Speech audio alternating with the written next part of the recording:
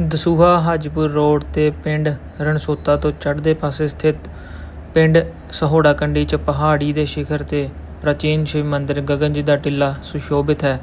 ਪ੍ਰਾਚੀਨ ਸ਼ਿਵ ਮੰਦਿਰ ਗਗਨਜੀਤ ਦਾ ਟਿੱਲਾ ਵਿਖੇ ਸਾਉਣ ਮਹੀਨੇ ਦੀ ਚੱਲ ਰਹੀ 40 ਰੋਜ਼ਾ ਯਾਤਰਾ 6 ਅਗਸਤ 2025 ਦਿਨ ਬੁੱਧਵਾਰ ਨੂੰ 22ਵੇਂ ਦਿਨ ਵਿੱਚ ਦਾਖਲ ਹੋ ਗਈ।